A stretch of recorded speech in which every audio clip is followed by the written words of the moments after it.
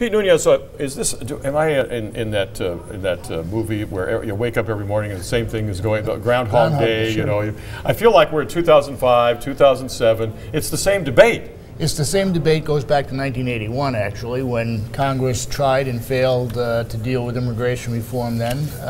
They rejected all of the normal things you would think would be, that everybody would vote for. They've tried and failed again in the 90s. George Bush II tried in 2006, 2007 to ram through McCain Kennedy and got, trounced in his effort. So it's the same people pushing the same agenda, which is essentially amnesty and a guest worker program, which they call comprehensive immigration reform. Secretary of Department of Homeland Security has said that we have a secure border. I talked to Sean Moran yesterday, and I said, okay, at our securest of borders in San Diego, we have the most secure part of the border, the whole border, right. 3 fences and all the rest of it. He said, we have had an extraordinary thing happen where it used to be maybe a dozen a week were apprehended at San Ysidro. We had 700 last week. This is not a secure border. No, it's not a secure border. And the only thing that you can say about the Secretary's statement is that if you measure things from 1970, 1980, 1990 on, it is better now than it was then. Okay. But it is still nowhere near a secure border. I mean, we still have essentially unlimited amounts of drugs coming in across that border. Essentially, anybody who's persistent enough to come here illegally can do it somewhere along the border. So it's better, and that's the good news. The bad news is it's such a low bar to get better that when she says it's secure, she's just completely out of her depth in saying that. Now, on another topic, and this really gripes me because everybody's debating. I had Rand Paul on my radio program. Yeah. He's debating about the path to citizenship, 8 years, 10 years, 13 years, whatever that is. And I said to him, well, wait.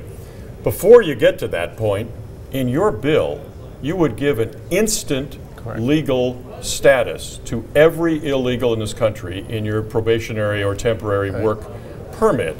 Isn't that what we ought to be focusing on? Because that's the gateway. Nothing will ever be, that temporary will be permanent. They're all going to be amnestied from day 1, and they're all going to be voters by day 3.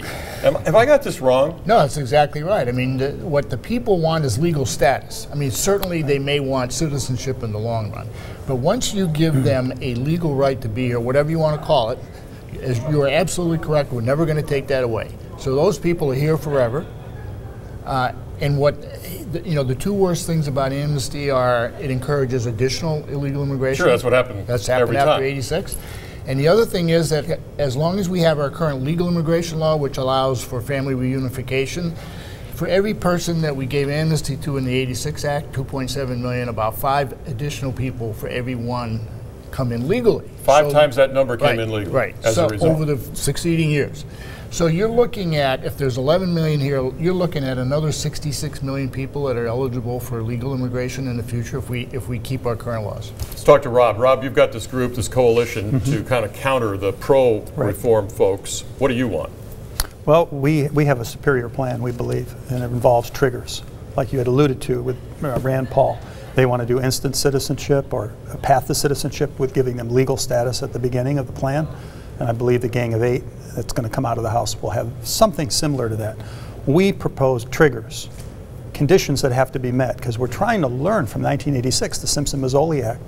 If you remember, even Democrats were saying we would never be at this point that we are today. And of course we are, with much greater numbers. So our triggers are... We got the amnesty, we didn't get the border control, we didn't get the employer control. Our triggers are extend the fencing that we have here in San Diego in key areas along the border, specifically the Tucson sector, which has an enormous amount of flow across from the south to the north. Secondly, we want E-Verify passed nationally, so employers can only hire people that are Shouldn't that be first? If we took away the magnet of what people come here for, which is the jobs, wouldn't it stand to reason that there would be no incentive to go across the desert and risk your very life to get to this country? Exactly. We agree. Number 3, we want ICE to be able to have the freedom to go after visa overstays, which account for about 40% of the overall illegal population. And most of the 19 attackers at 9/11. Right. And number 4, we really, based on demography and the slowdown of our economy, as you know, Q4 numbers, GDP went negative. We really want Congress to quantify how many workers we need legally for the workforce and what sectors really need imported There's labor. two separate parts of that. What about agriculture? I mean, there's obviously seasonal workers used to come. When I was a kid, they'd come back and forth to the Bracero program. There was never a problem. Yeah. Now suddenly there's a huge problem with this because the unions shut that down back in 63, something like that, 65. So here we stand. How about the seasonal workers in ag? Shouldn't they be able to come across the border and harvest crops and go back? Yeah, well, you know, there is a guest worker program already on the books. Right. And very difficult to comply with. Not really. Some people are actually doing it. I know they do. Yeah. And in a high value, if you have avocados or something, you can't do it for low value. Yeah. Questionable. Questionable. Yeah, if Congress wants to flush out some of the onerous regulations, we're not opposed to that to make and it we've more got amenable. I've only got 30 seconds. We've got an administration that's not going to administer any of these laws. They're not going to enforce any law you pass anyway. Right. Where are we with that? Right. Doesn't matter what the law that's passed, right? That's right. I mean, and that was what killed Bush in 06, 07.